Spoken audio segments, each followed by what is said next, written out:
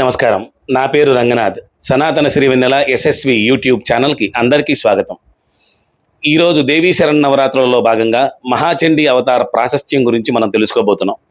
మహాచండీ అనే అమ్మవారి యొక్క అస్తిత్వం ఏమిటి, మహాచండిని ఎలా ఉపాసించాలి, ఎలా ఆరాధించాలి, అదేవిధంగా మహాచండిని ఆ రూపాన్ని ఎలా మనం కనుగొనాలి, ఈ విషయాలన్నింటినీ చాలా క్లుప్తంగా ఈ వీడియో ద్వారా తెలుసుకొని మహాచండీ యొక్క పరిపూర్ణ అనుగ్రహ ఆశీస్సులకు పాత్రలవుదాం. ఇక వీడియోలోకి వెళ్తే, సింధూరారుణ విగ్రహాం త్రినయనాం మాణిక్యమౌళి స్ఫురత్ తారానాయక శేఖరాం స్మితముఖీం ఆపీనవక్షోరుహాం పాణిభ్యాం అలిపూర్ణరత్న చషకం రక్తోత్పలం బిభ్రతీం సౌమ్యాం రత్నఘటస్థ రక్తచరణాం ధ్యాయేత్ పరేదంబికాం. చండీ అని చెప్పి అంబికాదేవి యొక్క స్తుతి చేశాను కదా.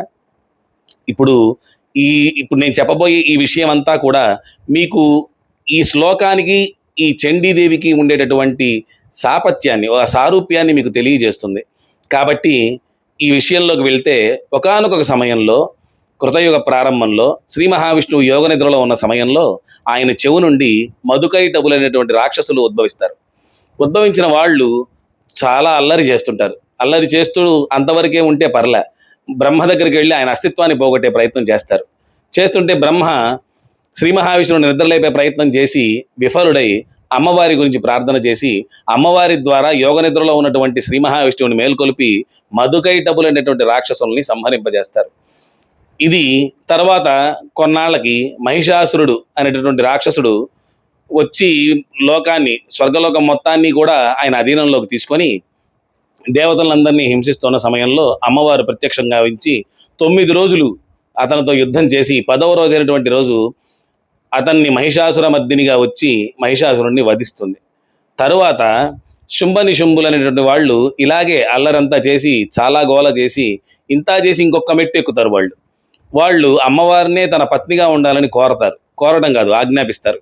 ఆజ్ఞాపించిన తర్వాత అమ్మవారు ఒక శక్తి స్వరూపంగా ఉద్భవించి ఈ శుంభనిశుంభులనే కాకుండా వాళ్ళతో పాటు ఉండే రక్తలోచనుడు అనేటటువంటి వ్యక్తిని కూడా అందరినీ కలిపి చంపేస్తారు. చంపేసిన తర్వాత ఇప్పుడు ఈ విషయంలో చూస్తే ఈ 3 రాక్షసులు, నేను 3 పేర్లు ఏవైతే చెప్పానో ఆ 3 మహాకాళి, మహాలక్ష్మి, మహాసరస్వతి యొక్క పూర్ణత్వానికి, పరిపూర్ణత్వానికి దోహదపడినటువంటి రాక్షసులు. వాళ్ళు దోహదపడడం ఏంటి అంటే, సత్వరజస్తమో గుణాలు ఏవైతే మనలో ఉంటాయో ఆ 3టికి ప్రతిరూపాలుగా వారిని చూపిస్తారు. ఒకళ్ళు కేవలం రాజ్యకాంక్ష తీసుకొని బ్రహ్మతత్వాన్ని పోగొడదాం అనుకుంటే, ఇంకొకళ్ళు రాజ్యకాంక్షతో పాటు అమ్మవారిని కూడా శాసించే ప్రయత్నం చేశారు. ఇక 3వ వాళ్ళైతే అమ్మవారిని పొందాలనుకున్నారు. శక్తిని పొందడం కుదరదు, శక్తిని సంపాదించుకోవాలి. సంపాదించుకున్న శక్తిని కూడా మాతృస్వరూపంగా తీసుకోవాలి. అందుకే చండీ అనే పదాన్ని విభజిస్తే చండ ప్లస్ ఈ. చండ అంటే అతి ఉగ్రమైనటువంటి, ఈ అంటే దేవి. ఇప్పుడు కలిపితే అతి ఉగ్రమైన దేవి అని వస్తుంది, కానీ అలా కాదు. అతి ఉగ్ర స్వరూపాలని, మనలో ఉండేటటువంటి దోషాలని, లేదా మనలో ఉండే రాక్షసుల్ని, ఆ రాక్షసులు ఎవరంటే కామ, క్రోధ, లోభ, మోహ, మద, మాత్సర్యాలనేటువంటి రాక్షసుల్ని దునుమారడంతో పాటు మనల్ని ఒక తల్లిగా కాపాడగలిగేటటువంటి శక్తి కలిగిన వాళ్ళు అని అర్థం. చండీ అనే పదానికి అంతటి అర్థం ఉంది. ఇప్పుడు ఈ 3 దేవతలు కలిసి ఒక స్వరూపంగా వచ్చి మన దగ్గరకు వచ్చి ఆరాధనలు పొందుతారా అంటే కాదు. ఈ 3 దేవతలు కలిపినటువంటి స్వరూపం. మనం 9 రోజులు ఆరాధన చేస్తున్నాం కదా.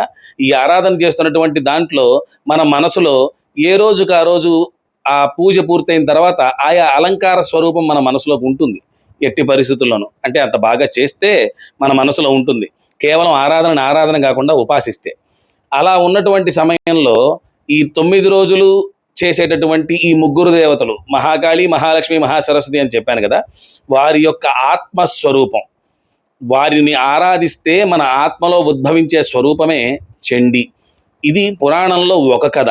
ఇంకా చండీ గురించి చాలా విషయాలు ఉన్నాయి.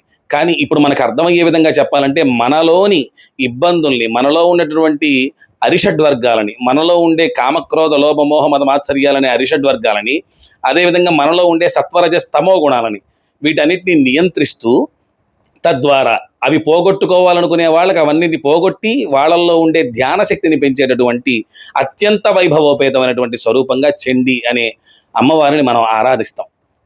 ఇంకా మీకు అర్థమయ్యేటట్టు చెప్పాలంటే, మన ఇళ్లల్లో ఎప్పుడన్నా ఏదన్నా మంచి విషయాలు జరుగుతున్నప్పుడు, లేదా ఏదైనా ప్రారంభించాల్సినప్పుడు, లేకపోతే వ్యాపారాదులు ఏదన్నా లాభపడ్డప్పుడు, ఇంట్లో చెడీమడి ఉన్నప్పుడు, ఆరోగ్య స్థితిగతులు బాగలేనప్పుడు మనం టక్కని కోరుకునేది 2 విషయాలను ఇంట్లో కార్యక్రమాలుగా చేయించుకుంటుంటారు చాలామంది. ఒకటి మహాసుదర్శన హోమం అయితే 2 మహాచండీ యాగం. చండీ యాగం అనే పదం చెప్తే అందరికీ అర్థమైపోతుంది. అక్కడ ఆరాధించే చండీ ఈ ముగ్గురమ్మల మూలపుటమ్మగా ఉండేటటువంటి స్వరూపం. కానీ ఈ మూలపుటమ్మ ఎవరైతే ఉన్నారో వారు ఆరాధనా విగ్రహ రూపంలో కాకుండా ఆత్మస్థితిగత అయి ఉండి మనల్ని కాపాడతారు. అలాంటి చండీ అలంకారాన్ని మనం ఆరాధించేటప్పుడు అలంకార స్వరూపంలో ఉన్న కనకదుర్గాదేవి ఆశీస్సులు మనకు కలగాలంటే మనం చేయాల్సింది మనలో ఉండే సత్వరజ స్తమో గుణాలని మనం తెలుసుకునేటట్టుగా ప్రవర్తించటం.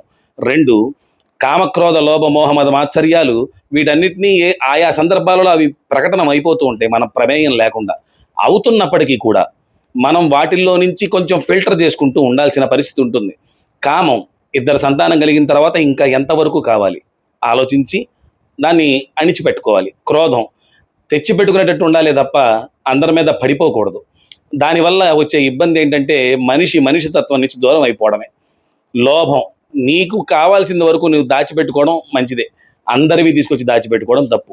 ఇలా సత్వరజస్తమో గుణాలలో ఉండేటటువంటి ప్రతి విషయాన్ని, కామక్రోధ లోభ మోహ మదమాత్సర్యాలలో ఉండేటటువంటి ఇబ్బందుల్ని మన శరీరాలకు అంటకుండా కాపాడుతూ, తద్వారా మనలో ఉండే జ్ఞానశక్తిని ధ్యానశక్తిని పెంచుతూ ఉచ్చమైనటువంటి పరిపూర్ణత్వానికి తీసుకెళ్ళడానికి చండీదేవి యొక్క పరిపూర్ణత్వమైన మాట, ఆవిడ మంత్రం ఉపయోగపడుతుంది. అందుకే శ్రీమాత్రే నమః అనే మాట లలితాపరా భట్టారికతో పాటు శ్రీమాత్రే నమః అనేది ధ్యానంలో ఉన్నటువంటి మనకి ఆ సమయంలో చండీదేవిని కూడా చూపించగలదు.